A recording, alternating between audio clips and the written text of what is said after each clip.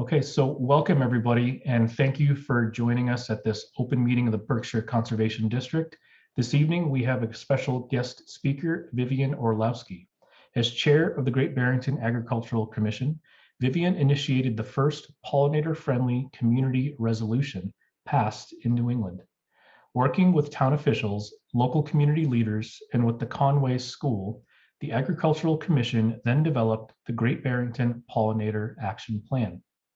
Currently, Vivian is collaborating with local and regional partners on the following items: implementing the Great Barrington Pollinator Action Plan, advocating for a resilient living laboratory high school campus, expanding pollinator protection in the Upper Housatonic Valley National Heritage Area in partnership with the National Park Service's Operation Pollinator Program, and developing Growing Better Great Barrington, a new food system plan in cooperation with the Conway School. Previously, Vivian contributed to the award-winning Great Barrington Master Plan and advised on the groundbreaking College Sustainability Report Card. With degrees from NYU and University of Wisconsin-Madison, Vivian taught political science earlier in her career. A longtime NOFA member, she has presented at NOFA summer conferences and for many pre-pandemic years also co-hosted a community radio program in the Berkshires. Vivian, welcome, and I will turn it over to you and get your slides set up on the screen. Thank you for inviting me to take part in your meeting. Can you hear me well? Perfect. Okay. And Adam, thank you, especially for managing the slides. That allows me to concentrate on what I'm saying rather than trying to manage the computer at the same time. I appreciate the work of the Berkshire Conservation District and your Pollinator and Native Plant Initiative. And I also want to recognize Ron Kwiatkowski for his ongoing support for our pollinator protection initiatives in Great Barrington, starting with that 2016 town meeting resolution. Tonight, I'm going to start with the specifics of the Main Street Pollinator project plantings, and then I'll cover three key perspectives. What did the town of Great Barrington do to develop as a pollinator-friendly community after we passed the resolution? It's great to have resolutions, but putting them to action is the key thing. And what pollinator-friendly activities were initiated in cooperation or on the initiative of local organizations? And how and where have pollinator protection efforts in Great Barrington spread beyond our town? So if you could put up the first slide, please.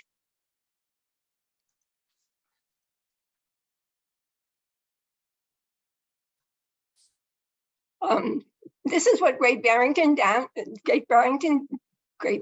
downtown looked like just a few weeks ago when the town contractor installed pollinator-friendly native plants.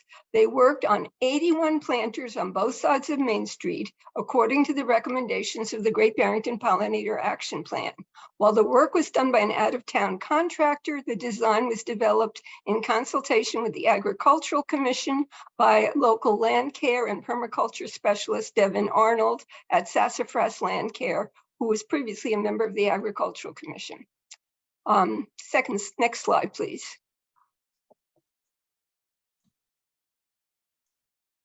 The challenge was to develop a combination of plants that will be attractive, low maintenance, and provide ecological benefits.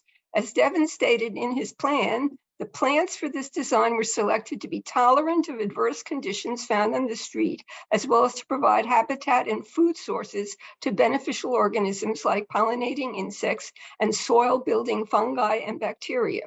Devin developed appropriate designs to fit 4 different planter configurations, as you can see in the following slides. So if you could go through the next 4 slides, Adam, that would just, I don't have anything more to say about that, but just to show people the different designs that were developed and are being followed.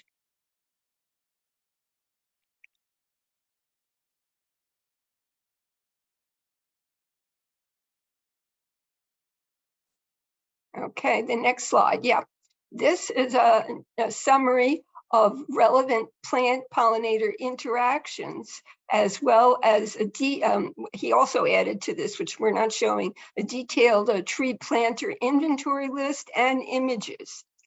So it was a very thorough design and plan. And we're going to have to wait till spring now to see how it's going to develop. Let's see. Do you have another slide? Okay. Now we switch to how did this all start? It's a pretty big commitment, and it didn't just happen all of a sudden. Its roots, so to speak, were in getting the town of Great Barrington, the town meeting in May 2016, to support the Agricultural Commission's simple advisory resolution about town practices and educational outreach to the community. Our resolution was approved by acclamation. No one objected because we emphasized voluntary involvement and did not try to require compliance. We have made 4 major points in our presentation, and we've carried that through in all our outreach. We start with the basics, reminding people that pollinators transfer pollen between plants, enabling them to reproduce. And we ask, did you know that about 1/3 of the food we eat depends on pollinators? That's a wake-up call. And we give specific examples. For example, how many of us would miss not having blueberries, strawberries, cranberries, apples, pears, pumpkins, squash, and dozens of other fruits, vegetables, herbs, seeds, and nuts? Then onto the big picture. How many people realize that 3/4 of all flowering plants on Earth rely on pollinators to reproduce? Bees, butterflies, birds, and other pollinators are vital for our entire ecosystem, and they provide essential services for valued crops and contribute to our agriculture and larger economy. And then we emphasized a life or death bottom line. Bees and other pollinators are really needed for human survival. Albert Einstein is attributed to having said, quote, "If the bee disappeared off the surface of the globe, then man would have only 4 years of life left. No more bees, no more pollination, no more plants, no more animals, no more man." So that was back about 75 years ago that he said that, when things were more oriented toward men as representing humanity. But that's the general idea. It still applies. The idea certainly still applies. And while it's a dramatic quote, it does represent a real threat, since many bees and other pollinators are becoming extinct due to loss of habitat, unreliable food sources, unpredictable weather shifts, proliferation of diseases, and the widespread use of pesticides. So the next slide, please. So after the town meeting gave us their support for the pollinator-friendly community, our first opportunity for outreach was to 5th and 6th graders in a service learning program at the Berkshire Hills Regional School District. Devin Arnold, who was then on the Ag Commission, and I gave presentations to the students and then answered lots of questions. The students were so intrigued, they decided to do a project about pollinators. And just as we worked with teachers in the school district, the Agricultural Commission sought out other Great Barrington related officials and departments and committees to find areas of mutual cooperation on pollinator-friendly policies and practices. Next slide. One example was solar collectors. Collaborating with the planning board and director of planning, we developed provisions to get approved by town meeting, which it was, about improved pollinator protection when siting commercial solar installations on farmland. We researched laws from the state of Minnesota, which has some of the most advanced pollinator-friendly practices in many sectors. And our recommendations included tree replacement, post-project options, pollinator-friendly ground cover, suggested plant species and layout, managing the property without use of pesticides or herbicides, and posting an adequate reclamation bond for the land after the project ended. Next slide, please. So based on the town meeting resolution, the Conway School of Landscape Planning and Design contacted us about developing a pollinator action plan. And with the support of the town manager, we were able to fund this project back in 2017. And after extensive planning with the Conway School, next slide. Yeah, this is a page from the report. It's, at the bottom, you can see snapshots from these sessions that we had. 3 graduate students were appointed to work with us, Evan Abramson, Elon Bills, and Renee Rule. They became the authors of the report, but the Agricultural Commission and community members were involved in advising them. And we invited about 40 people to meet with the grad student team. It was a working meeting, and we planned specific priorities for the students to pursue. And then there was a follow-up meeting about 6 weeks later in which we reviewed draft plans created by the students. And we had key leaders from the town attending, the director of planning, the superintendent of public works, and the director of the library, as well as members of the Ag Commission and co-chairs of the Parks and Recreation Commission. Next slide. So the Pollinator Action Plan is more than 89 pages. It's available free of charge on the website of the town of Great Barrington under the Agricultural Commission page. And more than half of the plan focuses on opportunities on public land and public buildings. However, it also encourages similar measures by local businesses, nonprofit organizations, and residents. The plan includes suggestions for public buildings such as Mason Library, Town Hall, which is shown in the upper part of this slide, cemeteries, golf courses, schools and institutions, farms, residents, trails, such as the extension of the Riverwalk, streetscapes and parking lots, and roadside management. So at the bottom, they drew a map highlighting some key spots in town for us to focus our priorities. Next slide.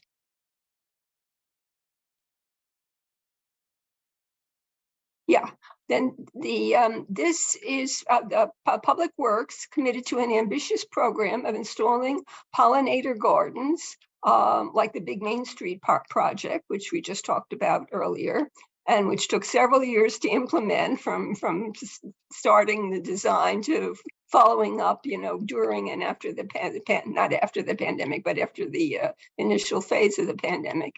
And also pollinator gardens in front of Town Hall and in front of Mason Library. In addition, the Department of Public Works made an important policy commitments, such as limited roadside mowing, only clearing a narrow band a few feet wide needed for safety of cars and pedestrians. The photo at the bottom of the slide shows how wildflowers can flourish if they're given a chance, and yet there can be a mowed strip for safety. And DPW will also institutionalize pollinator-friendly practices in their standard operating procedures, new bid documents that involve reseeding after major construction need to use native plants friendly to pollinators. New capital projects are required to help prevent the spread of invasive plants and help grow the pollinator corridor recommended by the action plan. DPW also committed to a vital pollinator-friendly measure already in practice, which before the plan was written, which is no use of pesticides or herbicides on town-owned land. Next slide. Here's the signage about the Mason Library Pollinator Garden, which was designed and installed by Devin Arnold, Sassafras Land Care. Devin was no longer a member of the AgCom at that time and was working as an independent contractor. Next slide. This is a street view of the front of the library with some colorful crosswalk paintings that we have in Great Barrington. And it represents the Mason Library as an institution. We work with the library director by suggesting and donating funding for adult and children's books and videos about pollinators. And we also teamed up with the Great Barrington Tree Committee to organize a pollinator-oriented display at the library as part of their Arbor Day activities. Next slide. The town got a state grant to improve the boat ramp at Lake Mansfield, and thanks to our initiative, it included native pollinator-friendly plantings at the boat ramp. Next slide. The town of Great Barrington also used their position to reach out to the media and to make announcements relevant to the Pollinator Action Plan. For example, this one from back in 2018, when the plan was concluded, led to major coverage by the Berkshire Edge. Next slide. This was the dramatic photo used by the Edge, and the name of the article was Barrington Abuzz with Pollinator Protection Plan. Quote, viewed as the bee's knees by regional communities. So they like to get some puns in there, but they did extensive coverage of the plan and helped alert people to what we were working on. Next slide. Their publicity has continued, and most recently this fall, there was publicity about the pollinator plantings on Main Street. Here's an example of coverage by iberkshires.com, and that led to my being invited to represent the Agricultural Commission at a coffee with the town manager event with town manager Mark Pruhensky, which was attended by a number of local leaders who learned for the first time about what the town has been doing to protect pollinators and the Pollinator Action Plan. Next slide. So as I mentioned, while a lot of effort comes directly from the town, we also count on very active community organizations who are involved with the environment. For example, Riverwalk, led by Christine Ward, was one of the community organizations that already had a commitment to native plants and pollinators. If you look at the next slide. This slide and the one following it highlights some of the native plants growing along the W.E.B. Du Bois River Park. Riverwalk's landscape gardener and pollinator program director, Heather Cupo, assisted by Amy Pulley, led a walk then focusing on pollinators and native plants in that along the river. Next slide. Yeah, that's another page. Very informative about what they're doing down at Riverwalk. Next slide. Christine Ward is also active in the Lake Mansfield Alliance, which is under the auspices of the Great Barrington Land Conservancy. She coordinated planting of a demonstration pollinator garden at Lake Mansfield, including about 12 species with 100 plants. Bridget McCracken of Helia Land Design donated the design, and the garden was installed by volunteers from the community and students from the middle school, which is now the W.E.B. Du Bois Middle School. Next slide. Another local initiative that was inspired by our work in the town was the Think Food 2019 conference on Berkshire pollinators. This was organized by Bard College at Simon's Rock, their Center for Food Studies, which is an annual conference on different themes every year. And they gathered farmers, educators, and entrepreneurs who all had a lively interest in bees and in pollination. The keynote speaker was Thomas Seeley, who's famous for his work on honeybee democracy, which is a fascinating concept about how honeybees communicate with each other in a democratic fashion in decision-making, so to speak. And then lastly, I'll conclude with a brief review about how and where the Pollinator Action Plan had impact beyond our town. Next slide. Well, the closest impact was in neighboring Egremont. The head of their agricultural commission, Elizabeth Keene, really liked the Great Barrington Pollinator Action Plan, and she went to their select board and asked for an allocation of funds to do something similar in Egremont. But what they decided there would be more appropriate considering the geography and topography of the town, to do an actual demonstration project, a pollinator pathway at French Park. And this slide shows the sketch that was done by Evan Abramson, who had worked on the pollinator action plan. He worked with them on developing this pollinator garden. And on the left, you can see the actual volunteer effort that was involved in planting hundreds of plants. I don't have the exact number, but it was an ambitious effort that took many volunteers to get the work done, and that pollinator garden is now thriving in that town park, which is such a great resource for their town. Next slide.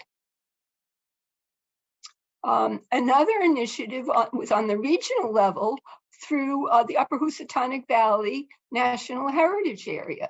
They joined in a national effort sponsored by the National Park Service called Operation Pollination, and developed the Operation Pollination for the Upper Housatonic Valley area. And among those projects were the Operation Pollination Summit, which Cynthia attended, and some other local events. For example, the next slide, which was one of their initial support locally, was the guided plant walk at the McAllister Wildlife Refuge. That's in Great Barrington, but it was open to the larger community as part of the Housatonic Heritage Annual Walks. And that was very successful. And this coming year, they're planning a new initiative, an Operation Pollination Citizen Science Walk with Greenagers to get local people more involved in identifying pollinator and plant interactions and contributing that to regional and national databases. I look forward to the opportunity that I discussed with Cynthia of briefing you next year as more activities of Operation Pollination get underway, and I can report on what's being done and upcoming plans that might be of interest to the Berkshire Conservation District, especially in cooperation with your own initiatives on pollinator plantings. Next slide. So moving our outreach a little bit further from this region was the Sustainable Land Care Symposium at Smith College. I did a presentation there on advocacy for pollinators, suggestions on how towns could pass their own pollinator-friendly community resolutions, how they could put different projects into effect, because in some cases, some advocates in some towns had run into opposition because of the way they had framed their efforts. So I was encouraging them to be focused more on the positive of what can be done rather than criticizing what shouldn't be done. And I also advocated that people join local their town's own relevant boards, their agricultural commissions, their parks commissions, their conservation commissions, etc., and get involved from the inside rather than expecting to come to the town and telling the town to do something. Be part of the town's own effort. Next slide. Along those lines, I was in touch with Friends of the Earth, which have very active both national, statewide, and local efforts to protect pollinators. And they came up with a guide to pass policy in your own community to protect pollinators. This is just the cover page, but it's an extensive guide and very helpful to others who want to be advocates. And then when they saw what we were doing in Great Barrington with the Pollinator Action Plan, they shared that with over 200 communities throughout the country that had contacted them about what could be done locally. And they said, here's an example of what one town has started to do and something that you can learn from. Next slide. So all during this time, actually, shortly after the Pollinator Action Plan, I believe, we had joined a group, a volunteer group called the Western Massachusetts Pollinator Network. And that was started by Peggy McLeod in Northampton. And they were doing great work in bringing together different communities and being involved in panels at NOFA summer conferences and things like that that we participated in. But then there was so much interest from other parts of the state in terms of what was going on in Western Massachusetts that they helped initiate, and Great Barrington Agricultural Commission was a founding member of a new network that just started this year called the Massachusetts Pollinator Network. And that's under the auspices of NOFA, the Northeast Farming Organic Farming Association. Yeah, I urge people to go to that website. There's monthly meetings, there are usually monthly presentations, and they're developing all sorts of centralized resources to help people connect with what they need to protect pollinators.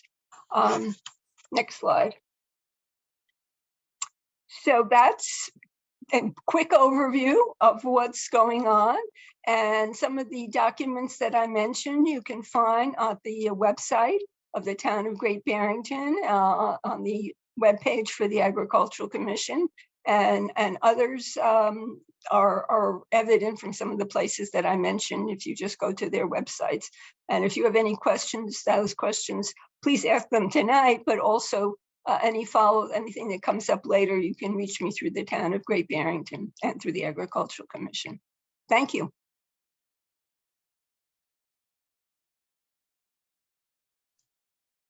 Thank you so much, Vivian. That was super informative, and it seems like all of our proposed activities and planned activities are, if not right in line, adjacent to the actions that you've taken to in Great Barrington. So bravo, number one, for all of your efforts to keep conservation in the forefront of people's minds, but also for being here and presenting tonight. You're welcome. My pleasure. Any questions? I'm going to defer to the board first, but then we also have an attendee of the public that would like to say something. So board members, questions, comments? I have a question, Vivian. Thank you so much. That was really informative. For smaller towns that may not have the resources like an agricultural commission or other associated organizations, do you think, and the DPW is basically the ones that plow the roads and mow the grass, and may not be aware of these sort of initiatives. Do you have recommendations for smaller towns? Well, if there are any other boards or committees that are part of the town government, for example, I think most towns have conservation commissions, for example.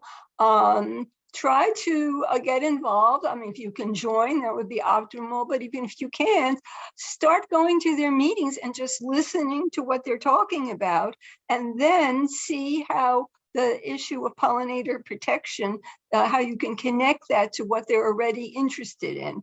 I think it's important not to come in as if you have some great projects and ideas without first listening to where people are at already, what their priorities are, and what their goals are. And then usually you can connect pollinator protection to a lot of things relating to, for example, to conservation and wetlands and all that. And we're talking about maintaining our ecosystem. So and pollinators' vital role in that. So show them how it's connected with the DPW itself. That was one area when advocates just kind of brought their own agenda to DPWs and expected them to immediately, see the importance of what they were asking for, because DPW's work is a big responsibility, and they have their own protocols and their own practices,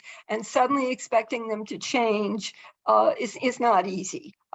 So here again, I think it would be useful to just go in and listen to them, ask to meet with them and hear what's on their mind first before coming with your own agenda, and maybe point to some of the things in the Great Barrington Pollinator Action Plan, which specifically talks about what public works departments can do, which in some cases is really easy and inexpensive, like mowing less frequently, and if needed to just mow paths, because obviously in some cases some areas that are mowed so people can walk through them, but they don't have to walk through the whole area. Often pathways can be designed, and you can offer to help with that. And look at what we've done, and now through the Massachusetts Pollinator Network, there are so many other great projects going on. It's really, there's so many other towns that you can learn from besides the Great Barrington Pollinator Action Plan, which was one of the early ones, but now so many other towns are doing things, and really to reach out to other places and learn from them about these objectives. But always be humble and be willing to listen first.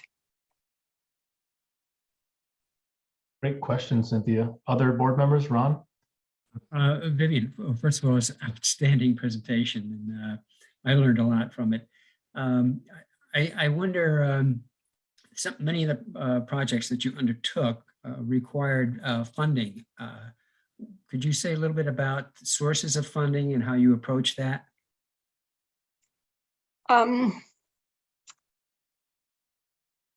We have been fortunate to have support of our select board. We gave well, the first funding was for the town meeting resolution. Didn't require any funding. That was purely agricultural commission and citizen effort.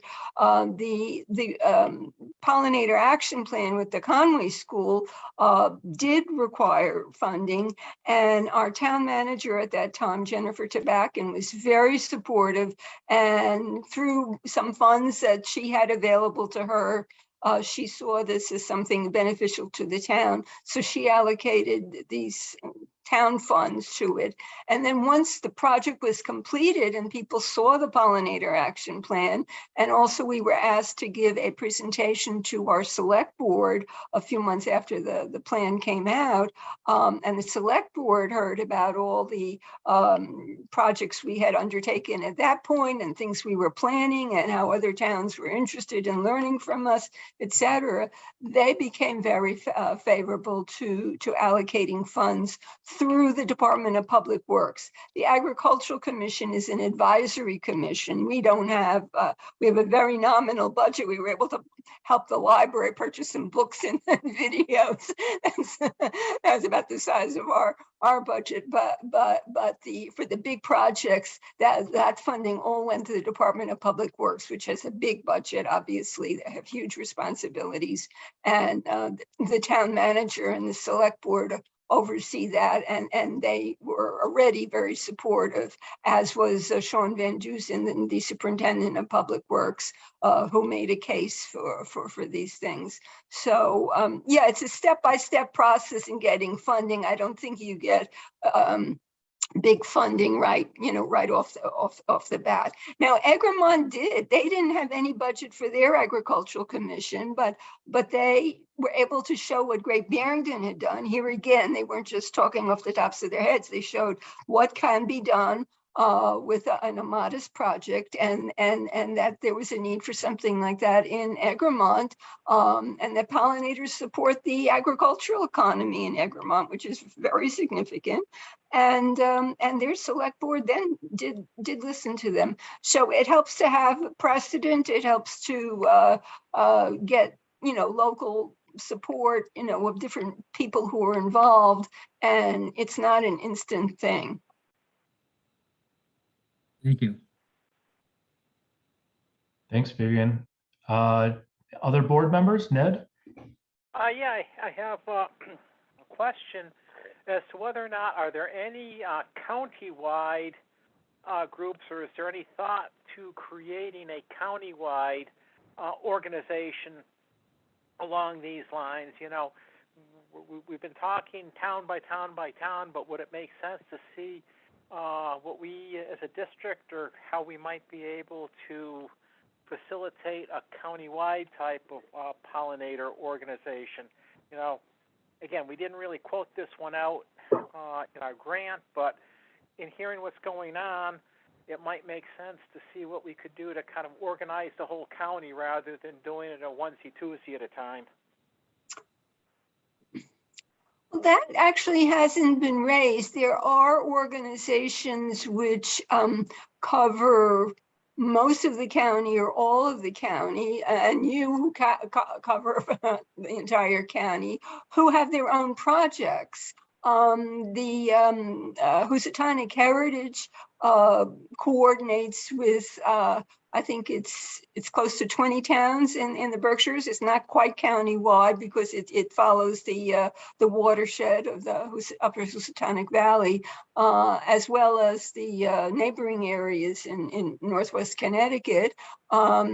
And then there are groups like the Berkshire Environmental Action Team, which recently got their own headquarters and are planning a big pollinator initiative, both on site and in their work in the community.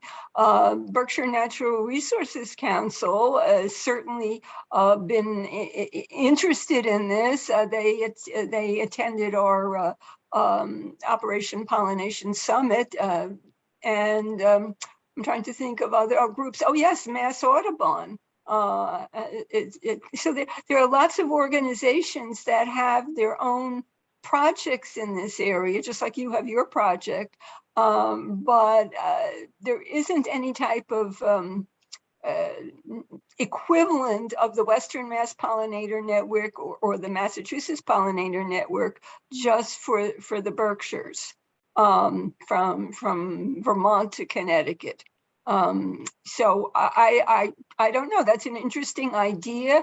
My only concern would be is that some of it might be duplicating what the Massachusetts Pollinator Network is trying to do, and which provides many more resources than probably we could afford to put together. They've hired Rosemary Malfi, who is a PhD in, I don't remember her, the related field. She's an expert on pollinators, both academically, and she's extremely capable in terms of organizational work. And so they have someone like that coordinating it. And I think those, I wouldn't want to try to compete with them, because they really are going to be the definitive resource in Massachusetts. And I don't know, I think any of our organizations, especially Berkshire Conservation District, can undertake projects that cover the whole county and reach out to these other groups that are involved for publicity, or to bring people into special events and things like that. But I don't know if anyone is really in the position to fund the equivalent of the Massachusetts Pollinator Network, and if that's really needed. Well, I guess what my thought is that, okay, we've got that network, but how many towns in the county are totally familiar with that as a resource? And again, could the district potentially become, again, a liaison or a facilitator to connect towns with the state approach? Again, I'm just looking at trying to, how can we implement things and not duplicate effort, but just become more efficient and leverage off of what the existing system is for towns in Berkshire County. Well, when you frame it that way, that makes a lot of sense. To be conscious of not trying to duplicate, but yet to serve as a facilitator and networker. Yeah, I think that would be wonderful to discuss, and I'd be glad to be involved in that. because one of the things the conservation districts were set up to do back in the 30s was to be the liaison between USDA and the actual ag corporations, ag companies, farmers, and whatnot that were on the land.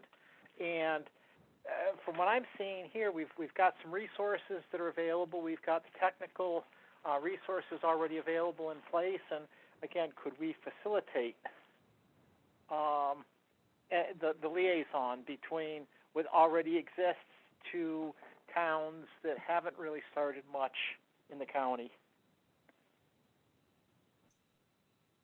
Yeah, I think, Ned, that's a great opportunity that we already have a framework and a history that we should cultivate and continue to push forward. Yeah, Because great points. Basically follows what we did as a district, 20 to 50 years ago. And now with things changing and whatnot, this sounds like kind of a good segue into becoming another liaison again. Mhm. Sounds I like, that.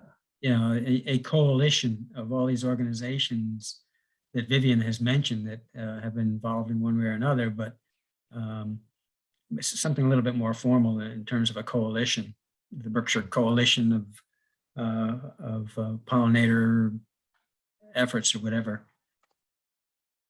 Are you going to lead that effort, Ron? I'm gonna talk to Vivian. Hereby. All right. I think That's Ned would be a good choice for that. chair and vice chair. I might be a good choice, but I've got no bandwidth. I can come up with these great ideas, but I just don't have the bandwidth to implement them. So we have one raised hand from Janet Jensen. So Janet, thank you for sticking through our board comments, and the floor is yours. I believe I have enabled your microphone. Yeah, thank you. And thank you, Vivian. It was a really inspirational and informative talk, because I'm from Monterey and we started a native plants working group last year, and we had a number of pretty successful projects. And in fact, for the next year, we have a couple of grants from the Cultural Council, and I believe it's official from the Conservation District. Is that right, Cynthia? So we have a little momentum going, and this talk was very timely because we're trying to get a warrant on our town meeting in May. One of the questions I had is, I'm also involved with the Massachusetts Dark Sky group. And to me, these two things go hand in glove, and that dark sky guidelines should be part of a town warrant, use minimum, because even with the native plants, if these insects are getting disoriented or don't have the nighttime, sometimes, they can't thrive. So I've gotten a little pushback from including that in our town warrant. People seem to think there might be resistance, but since it's all, but I do also think it gives us a little leverage moving forward in terms of streetlights and other things. And since this all is non-binding, and since our town is pretty environmentally aware, I thought it might be a good shot. But I was just wondering if you had given any thought to that, the dark sky stuff. I don't know if it's that particular group, but I remember hearing a presentation sponsored by the Western Mass Pollinator Network before the full Massachusetts Pollinator Network was established, probably about a year and a half or 2 years ago, by a professor at Smith College. I don't remember his name. James Lowenthal, maybe? Yes. Yeah, he's fantastic. Yeah. Are you in touch with him? Yeah. Yeah. He has I think it's on his website. He has a very helpful presentation about the importance of alerting people to a more sustainable and more ecological use of lighting and limiting night lighting and its effect on the pollinators that we often don't think about, like moths and bats. It's not so much the bees and the butterflies, which are the more popular pollinators. So yes, that's something that I have gotten basic information about. And I think people do need to be made aware of that. But it does need to be explained. I mean, it was, if you just say dark skies, it sounds rather threatening. So it's important to put it in a positive light about maybe That's a saving good on point. Yeah, with like, rising electric bill costs and things yeah, like that. maybe sensible lighting solutions or something like that. But Yeah. but I do think that it does seem like a natural alliance, because more people are getting really aware of how much inappropriate lighting is disruptive to whole ecosystems and stuff. So anyway, Janet, I'd be glad to talk with you more about it. I understand we have a mutual connection with a new member of the Agricultural Commission coming on. Oh, she's going to be appointed at the December 20th select board meeting. So so let's be in touch and we can discuss it further. Great. Thank you so much. Thank you, Janet, and thank you, Vivian. Yeah, so let's see. Keeping mind of the people. Any more comments, questions for Vivian before we move on to our remaining agenda items? I'll say goodbye. Thank you. Thanks, Janet. Have a great night. All right, so I guess on behalf of the board, I just want to reemphasize our message saying thank you, Vivian. I'm sure our paths will cross with our continued talks for our planning and our delegation of tasks amongst ourselves, as well as any outsiders that wish to be involved in the planning process for our fiscal year 22 grant activity, which focuses on native pollinator plants as well as pollinator species. So Vivian, thank you so much. Very grateful for you. My pleasure.